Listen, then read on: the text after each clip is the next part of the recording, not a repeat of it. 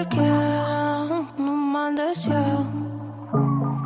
Tengo todo lo que tengo, no busco cualquiera, es un mal deseo. De noche siento el olor, casi loca por tu amor. No quisiste mi calor, me dejaste sin razón. De noche siento el olor, casi loca por tu amor. No quisiste mi calor, me dejaste sin razón. Ya no quiero más tu karma, no vuelvo más a esta cama. Si no quieres más mi alma, no vas a ver mi puta cara. Ya no quiero más tu karma, no vuelvo más a esta cama. Si no quieres más mi alma, no vas a ver mi puta cara. Tengo todo lo que tengo, no busco cualquiera, un mal deseo. Tengo todo lo que tengo, no busco cualquiera, es un mal deseo. De noche siento el olor, casi loca por tu amor. No quisiste mi calor, me dejaste sin razón. De noche siento el olor, casi loca por tu amor. No quisiste mi calor, me dejaste sin razón. Ya no quiero más tu karma, no vuelvo más a esta cama. Si no quiero más mi alma, no vas a ver mi puta cara.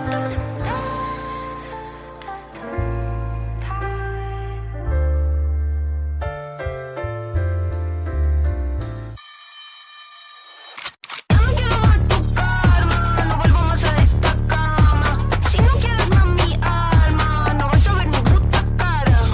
Ya no quiero más tu karma, no vuelvo más a esta cama. Si no quieres más mi alma, no vas a ver mi puta cara.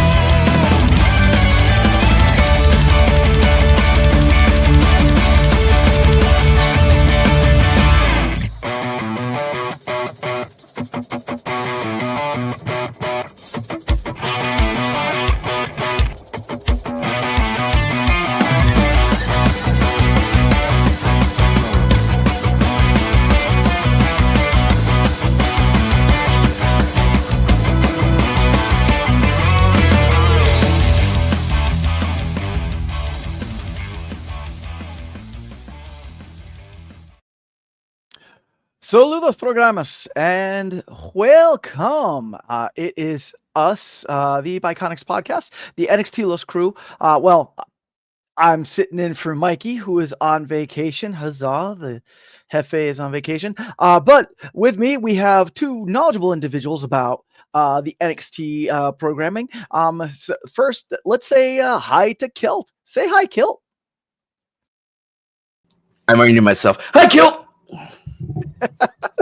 Hi, everyone. Good evening. Good evening. You get to see my beautiful face once again this week before I go on vacation. So, yeah. Nice, nice. And then Papa also say hello. Hello.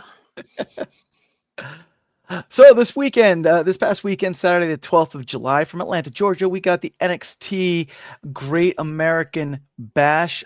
Give me 1 second, y'all. Hang on. Ooh, that's nice.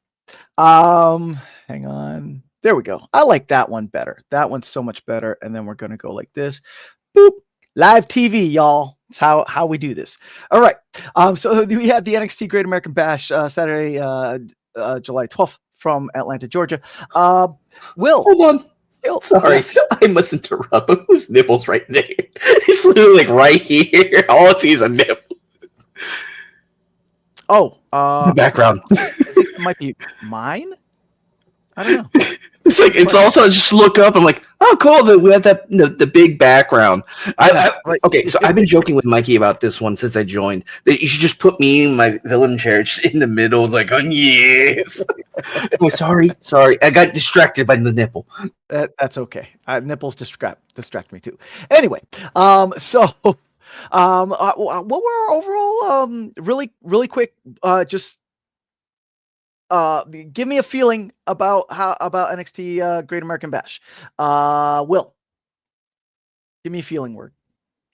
A word, just one word. Just one word to start off. Oh, criminy. Garbage. Okay. Kill. Disappointing.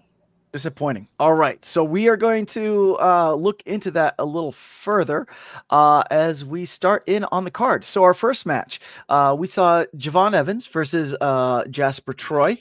The winner was Javon Evans. Will, I know. Let's start with you, Will. How'd you think about this first match? Well, first of all, I love Javon Evans. I think this match was stupid. Okay. This Jasper guy. I mean, first of all, we'll see this same match later in the show. And I love Javon Evans, and I really want him to accelerate forward. But this match was just a throw together match just for shits and giggles. And that annoys the absolute hell out of me. Okay. Because, and I've expressed this opinion in previous episodes when it comes to Jasper Troy, who I think is great, but it's like Obafemi 2.0. Oh, yes, I remember you saying that. Yes. It's the exact same character, basically. Got it. And I'm just like, what? And then he just appears on the scene, and then suddenly is at a PLE. And I'm just like, what is this? So I don't know what NXT is doing with this kid, but I say kid, but I don't know. Of course, I love watching Javon Evans. He was fantastic. I just love watching him work. And it was interesting to watch him work through injury. And so it wasn't necessarily, the wrestling wasn't necessarily bad. Of course, I thought, there were some moments where you could see the setups, that there was definite pauses. And then it was like, okay, let's do it. And then I was like, okay. And I think that's just probably because, Jasper is new. And that's was just like, why would you do that? Why would you put someone who is not 100% confident? Not necessarily the right word, but I felt that he was hesitant at times. Okay. And which can be a little dangerous, but I just was trying to figure out the whole time why they had him at a PLE when he's brand new. I mean, brand new. And I mean, I don't know if that was part of the contract from winning the whatever the thing. And because I didn't keep up with any of that. Sorry, guys. So I didn't know if that was part of this contract or whatever, but I didn't think this was the place for it. I really wanted Javon Evans to fight somebody of substance. Okay. Gotcha. Kill. What'd you think? Javon Evans versus Jasper Troy. I have to kind of agree. There was a lot of moments where they were stopping to make sure they had the setup right. It was again, like I said, disappointing earlier, and it kind of was, but that's just, the base level. It's like I came into NXT came to watch this show after I saw Jordan Grace in Evolution, in that match for Evolution. And I'm like, okay, cool. This has gotten me hyped, and I get into it. And this is my first NXT match. And I'm like, really? Like, I thought these guys were like, I understand they're the step above developmental, but like I thought these guys really had knew what they were doing, because like we see a lot of Obafemi, we see a lot of the Trick Williams, all the good. I keep hitting my mic because I'm trying to find a good spot for it. Good side of the NXT, the strong side of NXT, and then we get into this match, and it's just like, this is kind of boring. Is this what the whole entire night's going to be like? And then I got Booker T in my ear, and then like I love how NXT has the 3-person panel, except 2 of them sound exactly alike, and I can't tell the difference. And I'm like, wait, who's talking? Who's talking? Oh, there's Booker. Okay, Booker. Okay, Booker. Okay, Booker. I know you like this guy. Okay, Booker. Okay, Booker. And it's like it was upsetting that this was my first NXT by itself match and not something that was thrown into the main roster for a PLE. Yeah. And that this was a PLE. This did not impact me. Like I was expecting something like. Again, I mentioned this before the call. It's like I was expecting like something on the level of Evolution that we had just seen, because I had high hopes for the NXT team, and it's just like I'm disappointed. I'm underwhelmed. It was slow. It was quiet. Like I could almost hear them talking their cues out. I could hear the referee giving them their cues, and it's just like it's like you're an indie show with the TV budget with the main roster, and I'm like, this was so disappointing. I'm not saying that the wrestlers weren't doing their best. It's just, as you said, Will, this guy's new, and he's trying to understand how to work with a new roster. And I think he's baby-footing it when he should be going a little bit harder. He should probably be not really toddler stepping, but more like, maybe elder elementary school and middle school style of, okay, I'm still getting used to this, but I can go a little bit harder, a little bit better outside of the practice time when you have before the show. Right. So I'm concerned about going forward, because this is, again, my appetizer. This is what is presented to me as NXT for the first go out outside of what I saw on Evolution. And I'm like, I'm not going to be happy, am I? And then I put it off to the side, onto one of my side monitors, and I started playing something else, and I completely forgot I was actually watching American Bash. Until Jordan Grace came on my screen. I'm like, oh, Meat Muffin! All right, so sounds like a little bit of a disappointment for the first match. But our next match was for the NXT Women's American Championship. Sol Ruca versus Izzy Dame. Will, I believe you had some hopes for this match, I think, from last we talked. But we're going to start with Kilt. Kilt, what were your thoughts on Sol Ruca versus Izzy Dame? This was actually a relatively good match. I actually enjoyed it.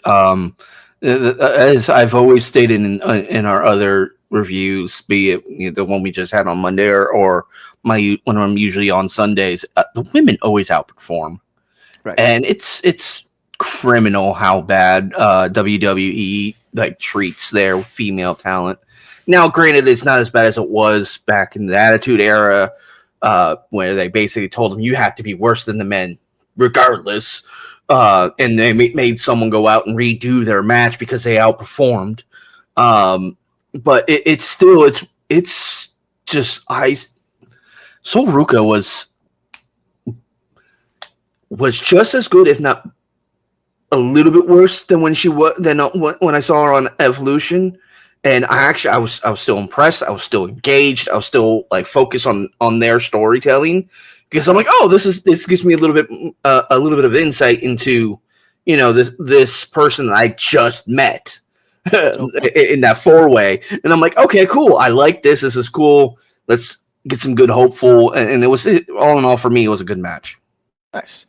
Will, let's toss it over to you. Your thoughts. And was this the match that you were hoping to see from Izzy? So I enjoyed this match too, and I think it's one of the better matches of the entire PLE. And yeah, absolutely. I mean, the women outperform. NXT has a really good women's division. They have a lot of talent, and they do tend to outshine the men a lot of times. And Izzy and Sulruka, and I love this storyline. I love this whole arc that they've got going because these two are such a great. They're such a great sort of antithesis of each other, and with good word, by the way, good word. Oh, thank you. So yeah, it was about what I was expecting. Okay, and I think Izzy she's up and coming. She's getting there, and I think eventually she will become something pretty awesome. She just has to get out of that group she's in. Right. Yes, I remember you talking about that. Yeah. Last NXT. Can't even go there. But I thought this was a really good match. I really enjoyed it. I was like, okay. After the first match, I was like, okay, maybe there's some hope for this evening. So, but yeah, it was pretty good. I actually enjoyed it. Okay. And follow-up question for you, Will, just because I know that you watch the product more, and that is Sulruka Zarya. When do you think that they are going to make their split a thing? When do you think it's going to happen? Yeah, I think yes, because that's one of the things that drives me insane about NXT is they create amazing tag teams and then they break them apart. Right. And I think Sulruka and Zarya are so good together, and I love them. But we've already started seeing sort of the cracks in the finish, right? And it's just, I think it's going to probably come sooner than later, sadly. But because I love them together, I think they're great. Zarya is fantastic. I just love her in general, but I just breaks my heart to think that they're going to be breaking them up, though. But I know they're going to, and it's so unfortunate. That's a shame. All right. So our winner was Sulruka, who retained her women's NXT North American Championship. Moving on. Our next match was an Anything Goes Falls Count Anywhere match for the NXT North American Men's Championships. Seeing Ricky Saints facing off against All Ego Ethan Page. All Ego Ethan Page does end up retaining. He does win the match. Kill. What did you think of this match? I'm not gonna lie. There's a few matches that I kind of just skipped through. This was probably one of them, or it was probably one of the ones I wasn't paying attention to. Okay, no, that's fair. The only reason I mentioned this before, and it's like I expected a lot of great things from Great American Bash because it is an anniversary show for them. It's I think like 20, 30, 40 years for this production, specifically this name, and it's supposed to be a summer tradition. And it's like, okay, cool. This is going to be a better thing. It's going to be a bigger thing. And then it's like, I walk into underwhelming. I walk into a quiet crowd. I walk into somewhat okay matches, and then like good match, and then like it's one of those things where it's like, okay, am I paying attention now? Do I need to pay attention now? Should I pay attention now? Okay. And it honestly, I can't. That's again why it was so disappointing for me. It's like I stopped paying attention. It didn't hook me as much as. I hate constantly comparing all the different PLEs we've had this weekend because we had so many, but Evolution. I was hook, line, and sinker the entire show.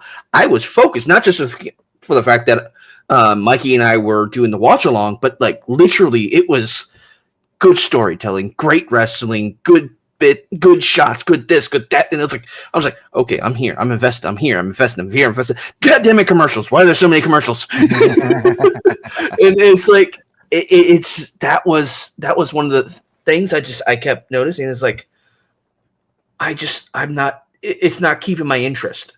And so I don't have any feeling on this match because again, I lost interest. Professor had a thing a while back where basically it was just it was like, how many enchiladas is this? You know, it's a rating system. Yes. That he had. It's like, did we really watch this? Do we really want to talk about this? And that's one of the things I've been thinking about all day. It's like, really, do I really want to talk about this? Because it's like, I wasn't happy with the product I was given. Okay. Fair. No, that's totally fair. Especially after, this weekend, with everything that went on, all the wrestling that happened. So, now, Will, your thoughts on this match? Was this the win that All Ego Ethan Page needed to now give him gravitas in holding his belt? I don't think so. Okay. I don't think that him winning this match. Well, first of all, let me comment on the match. Okay. Because the match to me felt like two frat boys fighting over the last beer. Okay. And because, the thing about it was like, it's a pin anywhere type match and anything goes. And it was super boring. Mm-hmm. Now I'm going to refer back to, and I'm going to go to a different company, but Okay. they're in partnership, so it doesn't really matter. So TNA, I'm going to go back to when Mike Santana fought. Oh my God! Now his name just left me. Anyways, part of the system. Oh God. Anyway, it doesn't matter. That match was brutal. There was blood. I mean, and there was literally nothing in this match. It was so boring. And this is the thing that irritates me the most about this match is that it had such a buildup. The whole Saints and Page just going at each other constantly. Yeah, it did. It had a huge buildup. And I'm thinking, oh man, Ricky's going to come in here and wipe the floor with him. And then, this, that, and the other. And then that garbage came on. And I'm going to agree with Kiltman down here. I kind of zoned out on it at times. I had to go back and because I'm like, wait a minute, I missed something. I'd go back and watch it again because I would just lose interest. It was so boring. For the buildup that they create for it, it should have been the best match of the night. Yeah. And it was fair. not anywhere near. Fair. And I don't think that. Now, Ethan Page may think this was the match that got him where he needs to be, but I don't think the fans think that's where he needs to be because even the crowds were kind of quiet. They weren't as normally active as normal. Now, I will also say, and I want to go back to I want to touch on something that Kiltman had said earlier about this sort of being kind of blah. It's because they're getting, the thing about WWE that drives me insane, right, is that they're always looking at the big thing ahead down the road. So they're looking at SummerSlam. They're not even. That's why I think the Great American Bash kind of got fell to the wayside, if you will, because SummerSlam's coming, and that's a huge event. So it literally feels like they just said, "Hey, you and you are going to fight. You and you, then you and you, then you and you. Okay, let's do it. Bye. We're going to go get ready for SummerSlam." And and that's exactly what and I feel that. And I am not a big fan of Ethan Page, as everybody knows. I can't stand him, but he deserved better than this. I mean, and Ricky Saints as well. I think they both did. They both deserved a better match. And what's so funny about this, or infuriating rather, is that this match should have been at SummerSlam. They should have built this match for a SummerSlam match and like just made it, just took it off the hinges. Right. But they threw it into the Great American Bash. And I feel so bad that the Great American Bash has gotten so blah over the years, because it is such a generational and sort of a traditional thing. And I thought WWE would have been more like, hey, this is like a tradition. This is like something important. Carry the torch. Yeah. And then just to kind of treat it like a dumping ground for your rejects, or, it's like the B-side of an album. It's just sad. And I think, and honestly and truly, I think Ethan and Ricky deserved better. Okay. All right. Well, and this leads us to our next segment of the PLE, which was the TNA Championship match contract signing, where Trick Williams, your TNA champ, is defending his belt against Mike Santana and Joe Henry.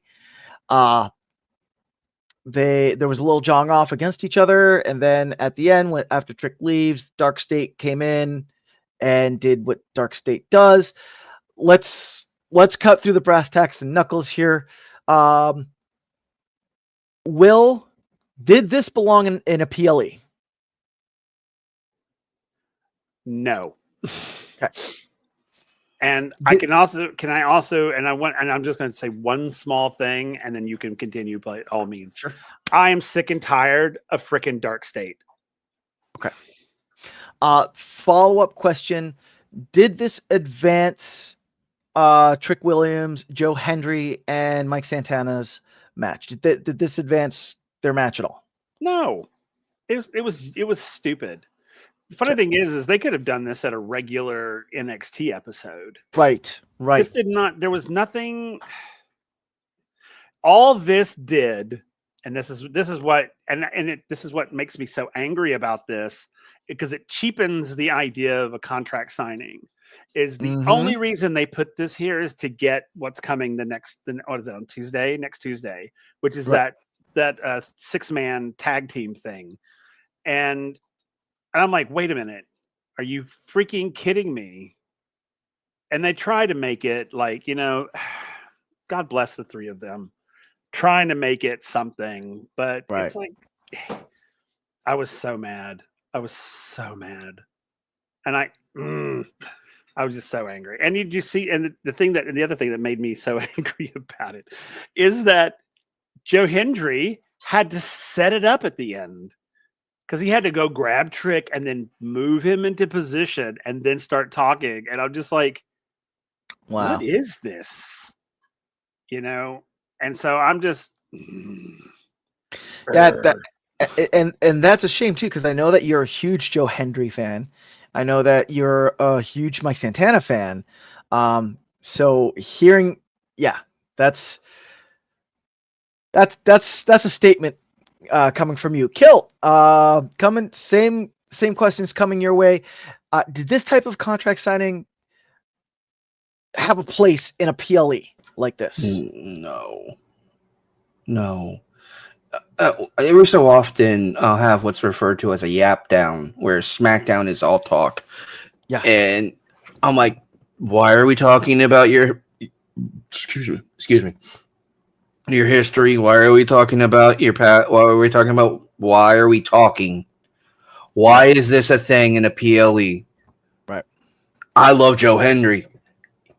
Like, when he came for the Rumble, when he came for WrestleMania, when he would, became TNA champion, when he lost it to Trick, and it's like, I love the TNA NXT crossover combination, and it's a great opportunity in wrestling to intermingle these brands, which they should have been doing since forever ago.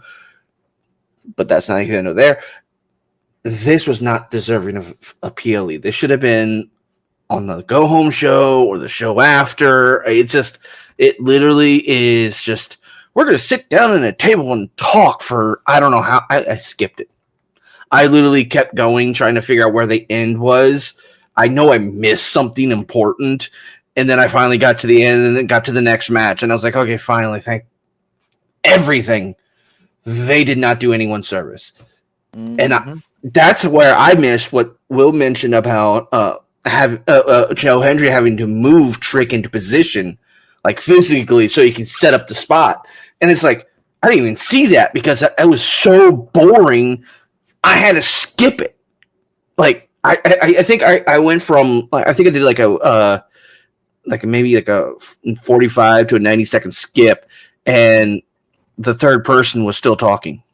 And I'm like, why are you talking? Why are we talking? Why aren't we wrestling?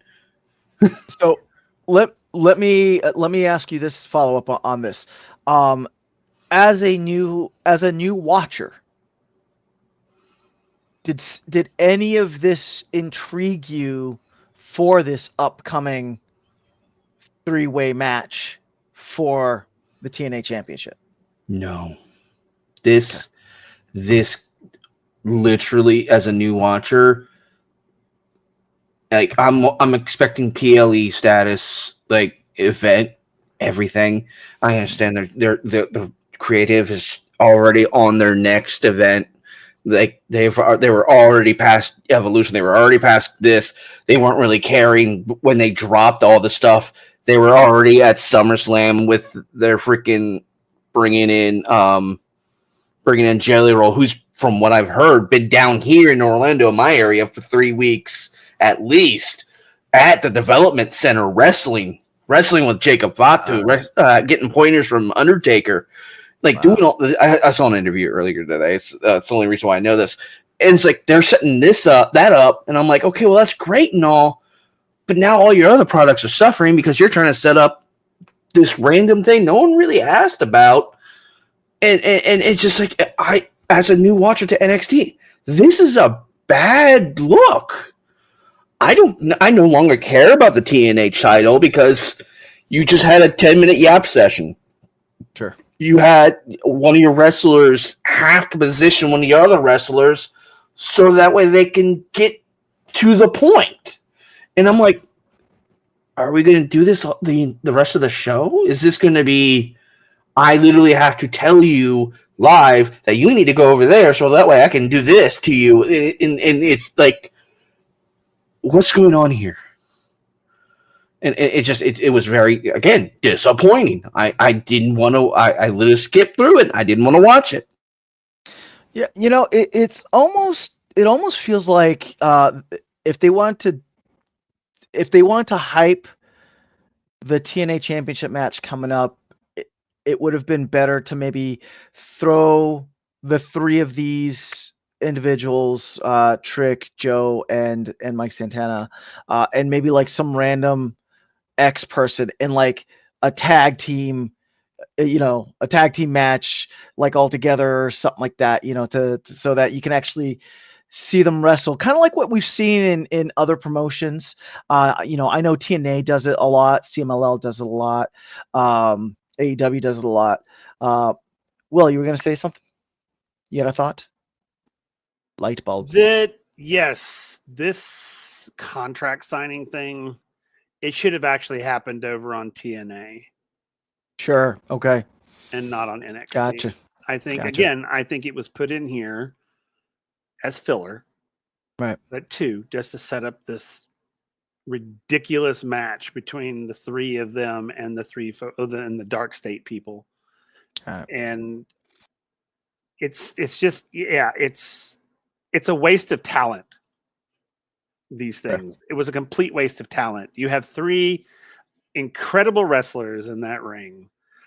If you wanted to impress me, this full-on, like, this whole contract signing, what they should have done, and this would have been badass, is if they're like, yeah, let's sign a contract. As soon as they started signing the contract, all hell breaks loose. And Trick goes, you know what? Let's fight for this right now. And then drop it right there. Solve all of our problems. Instead of waiting for it to come at the next thing, which is, it was such a waste of talent and time. Yeah. And I hate that. Because Mike Santana is amazing. Joe Hendry's amazing. Trick Williams, they just don't know what to do with him. That's the thing. I love Trick Williams. I don't like what they've done with him, with his character. I do not like it.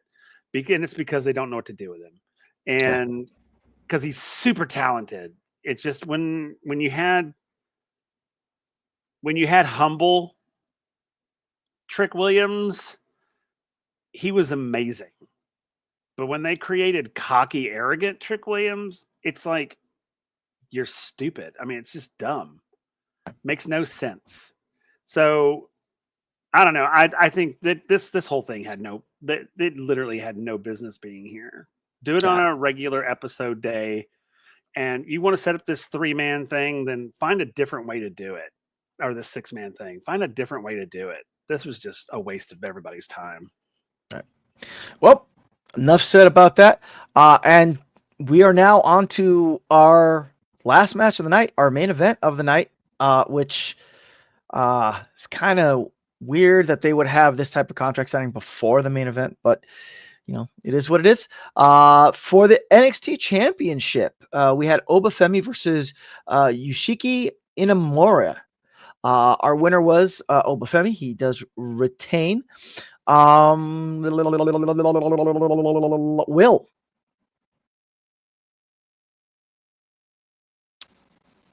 Did this match meet, exceed, or fall short of your expectations? Follow-up question after that. Obafemi, can anyone beat him? Okay, so we saw this match at the very beginning. It was the exact same match. I mean, identical. Except the outcome is the big boy won, the powerhouse won, because he had to. And because as much as I would have loved Ashiki to get it, it wasn't going to happen. Sure. This wasn't. So this match, again, I wasn't all that interested in it because, again, and this going to Obafemi, someone beating him is the thing about Obafemi, and we've mentioned it a multiple billion times, is that when he first got there, it was very much like Jasper Troy did. He showed up and he immediately became like the NXT champion, almost instantaneously. And then because he's good and he's really good, but then he literally went through the men's locker room twice. Right. So I think, honestly, the only way that title is going to disappear is if someone from like TNA comes over and gets it, which I'm starting to get tired of as well. The whole swapping of belts from one company to the other. It's starting to get old and boring. And because like this whole TNA world champion belt, I'm so tired. I'm like, can we just end this? Because it's driving me nuts. And I don't know if at this point, unless someone slips a roofie in his drink, no one at the NXT locker room is going to be able to take that title from him.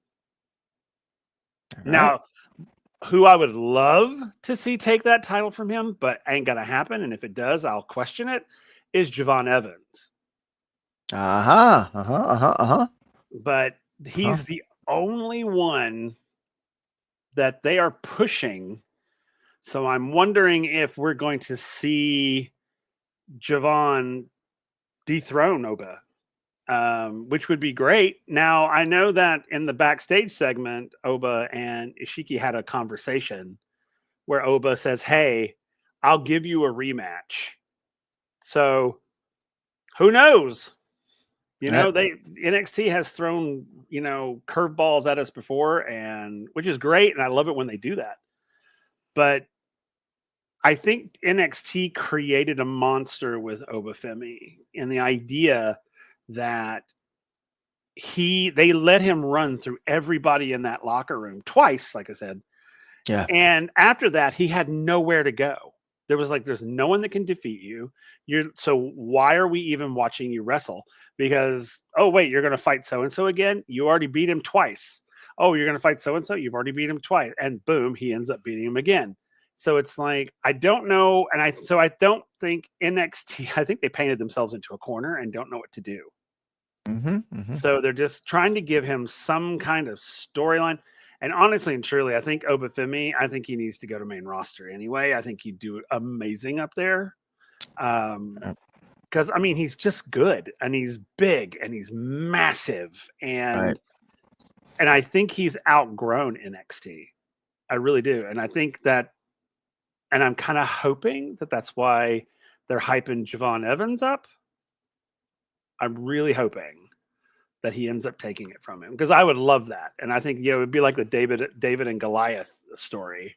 Sure. That trope. But, anyway.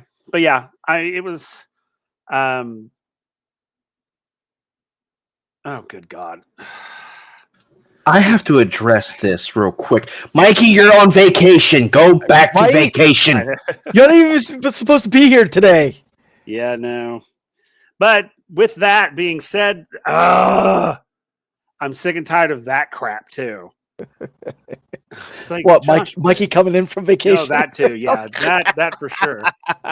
But the idea that, I have beef with you now too, so I'm going to jump into this match, and I'm like, Josh, sit your ass down. Seriously, go take some anger management classes, because good Lord. But no, I think that they've got to figure out what to do with Obafemi. I really do. Yeah, truly. So that's all I got to say. Kill. As a new watcher, did this match grab you, interest you at all? And yeah, what'd you think? I think I have to agree with Will. Oba does deserve to go up to the main roster because he's such a. I love you too. I love you. You're still. Let's hear that. Oh, you didn't mute yourself. The only reason I noticed is because your camera clicked off. Yeah. That's the only reason I saw it. I was like, hey, wait a second. Sorry, my son came out of his room. Okay. And I'm like, where did it go? Remember, you got to remember, as a fellow father, it happened on Monday. Remember, my son called me middle of literally as we were wrapping up. I had to stop everything. So going back to what I was saying, Obafemi and Inamura. Here we go. It didn't keep my interest for long enough because, as Will said, Oba's gone through the locker room twice. They have to bring in new talent for Oba to play with. He needs to go to the main roster so that way he can go up against big hitters like Braun's Breaker, oh gosh, what is his name? The other, like JC Mateo, who's doing the Tsunamis now? I can't remember his name. But some bigger talent, right? Yeah, some bigger guys, and just have they have big, they got big boys in the main roster, totally. And so he would have a bigger and better time there and be able to creatively grow. And I think that would be the priority now is to move him up, get him on the mid card, on the main roster, work to the mid card like Jacob Fatu did this year. Oh, that would be an amazing match. Jacob Fatu and Obafemi. Yeah. Oh, that would be great. And I agree. I think that he would advance on the main card very quickly I really do, because he's a powerhouse. Yep. 2, he's super good at what he does. 3, he is a crowd pleaser. If you pay attention, whenever he enters, you hear that crowd get on his side. Yeah. When he speaks, you hear them do that. Oh, after every point he makes, they are there. Yep. He can pull a crowd to him. And I think that he would do really well up in the main roster. I really do. I think he'd advance pretty quickly, actually. My only fear, and things are different in the main roster now, but my only fear is that what would happen to Obafemi if he moved up is what happened to Bobby Lashley. Because Bobby Lashley, I feel, was kind of like the same archetype, if you will. Big, dominating, right? And they just fluffed the ball with Bobby Lashley. They had him win the Andre the Giant Invitational, and all he did was came out for a victory lap, and that was it. You know what I mean? So that's the only thing I fear of with Obafemi. It is a shame that at this point it sounds like there's no one that can on the NXT roster that can match up with him, just because it feels like now his matches are just going to become stale. You know what I mean? So and you're right, Will. Now they're going to have to resort to the whole pulling in the TNA people, and and I agree. And I think that's one of the problems right now with this partnership is that everyone's spread so thin.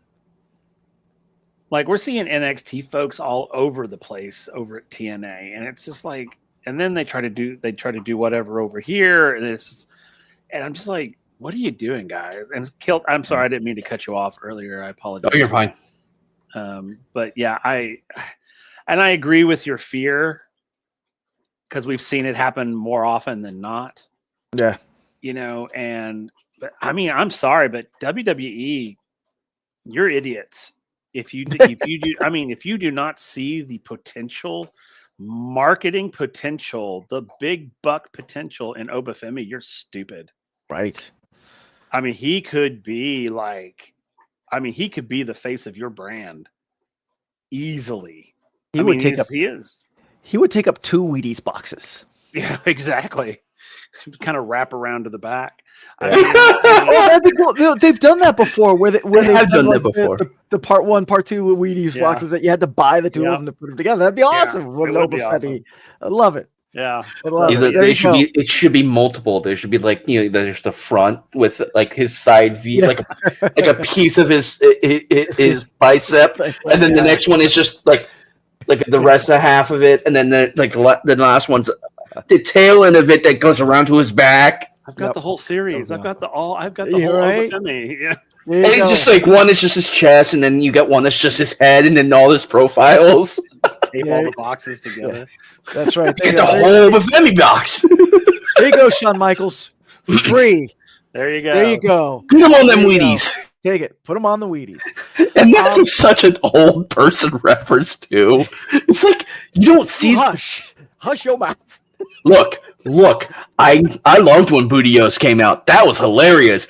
That was a good callback, and just having that again. I saw a TikTok the other day. It was Minute Maid with Cody Rhodes on the front, and I was like, interesting. Okay, I saw that today.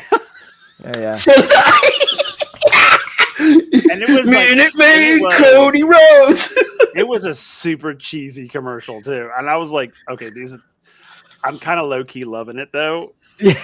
It reminded me of a 1980s television commercial. That's awesome. It was great. I loved it. That's awesome. Love it. I'm gonna go on a slight tangent for a moment on old TV commercials because it was last week. I'm sitting in my day job in my office, and we were talking about one of our cleaning ladies had left their bucket in our sink. And the first thing that came into my mind was Mr. Bucket. I put the balls in my top, Mr. Bucket. And I started humming it, and then my boss, who's almost the same age as my mother, and then my coworker, who's older than my mother, they're like, I've never even heard of that. I'm like, you both have children around my age. How the hell do you not? And I showed them. And it's that's funny. Because the only reason I remember it is because someone made an edit of it that was Mr. Bucket, you put your balls in my mouth, Mr. Bucket, and that's just where my brain went. That's so. And funny. It's just like I had to show them that ad, and I want that style of advertising again because it's cheesy, it's fun, it makes me want to buy the damn thing. It's catchy. Yeah. All right, so that's it. That was it for Great American Bash. Mi gente, my peoples. If you like the wrestling, if you liked what you saw, if you liked what you saw and like the wrestling, you should check us out on the social medias. We are the Biconics Podcast. We are on all the socials: Instagram, Blue Sky, Facebook. You're probably watching us on YouTube, Twitch, and or Kick. We got merch. bcwrestlepodshop.fourthwall.com. And if you really want to support us, check us out over on Patreon. Papa Oso, did I forget something?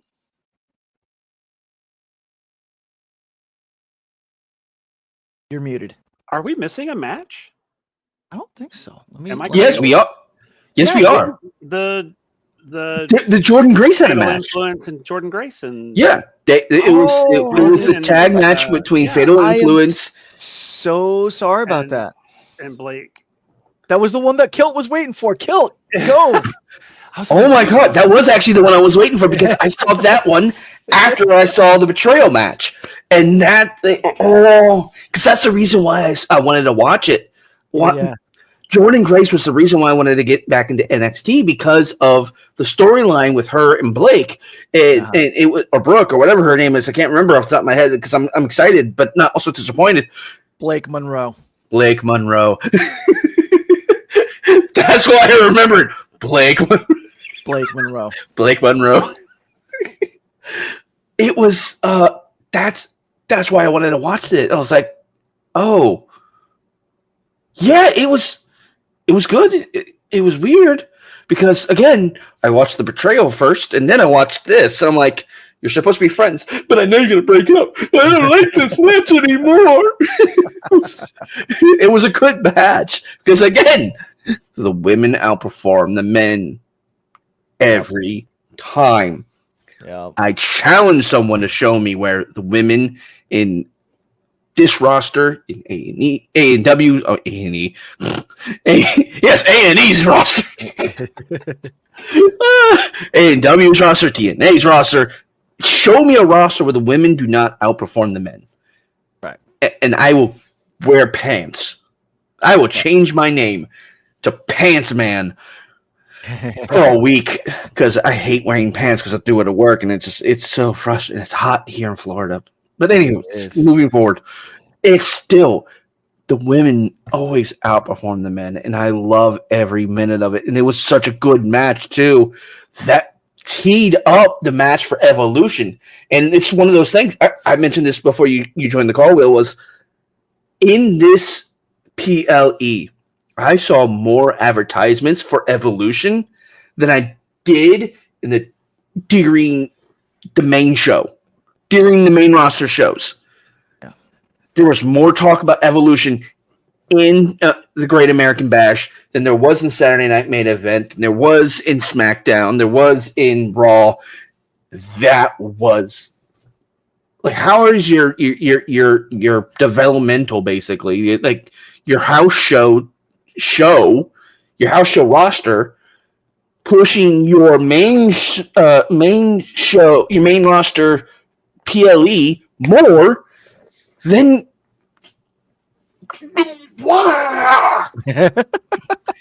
it's and that's again that leads to the disappointment and me getting overheated again because I forgot to turn my fan on before we started all of this. What? Do you need the? Do you need the? No, I'm good.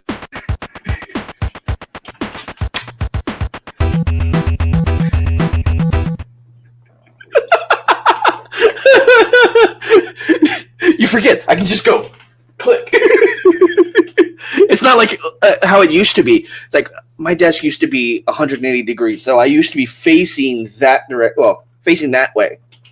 And so I would have to get up, walk around my desk, because I would be here trying to reach over here, and right? With everything right here, Man, I got little snippets for days. Will, take us out with this match. This was probably the match of the night. This was the best one, I thought. Of course, Jordan Grace showed out as normal. And Blake Monroe, great. And, the great thing, and I've always, and I really kind of like her too. I mean, I don't know much about her, but Jordan Grace is my girl. And I really want her to be the NXT Women's Champion. Because I really believe that that's who she is. Yeah. I mean, she was the TNA Women's Champion, and she took that company, the women's division of that company, to a whole new height and made the title something that people wanted again. And I think, and God bless NXT. I don't know what acid-fueled dream they were having when they gave that title to JC. I don't understand what was going on there. Right. I really don't. You want to give it to a heel, then give it to an actual heel. Don't give it to that. And don't get me wrong, I love JC Jane, but I just thought, what are you doing? Why? There are better in NXT at this point. Sure. And because the idea that JC could beat Jordan Grace is kind of absurd to me. Especially with that, not without shenanigans. Right. So I'm just thinking, girl, get in here and take that title. Yeah. Because we need you to. Yeah. And I'm not, you know what? I'll save it for like a YouTube short or something like that. We'll wrap it up here. So thank you for joining us for our NXT Great American Bash review. Unfortunately, sounds like it was a miss. So, hopefully for next year, WWE can go back to the drawing board and do the thing. However, what's not a miss is the Biconics podcast, because come and join us in roughly an hour and 30 minutes, where Papa also will be back, and he will be back with that masked loser, El Buntador Segundo, and they're going to be covering some CMLL action. And then tomorrow night, Friday night, we have our TNA review. Saturday, we have our GCW watch along. Sunday morning, we have our WWE review. And then Sunday night, we have our TNA live watch along. So the TNA Slammiversary watch along. And then on Saturday is the GCW Bash at the Ballpark watch along. So we got a lot of wrestling coming up. So, if you want to watch the taste of this out of your mouth, come and join us as we talk and watch other forms of wrestling. So, but for that, I am Adolfo the Nerdy Puerto Rican. Will, Kilt. Good night, everybody. Don't forget that I am Biconic. You're Biconic. We are all Biconic. You dudes deserve to finish your own story. And because I'm me, I'm going to take us out of here. Let's get out of here. Johnny TV style. Sebastian! You're in the shot, you bald idiot! You fool! The other way! Go!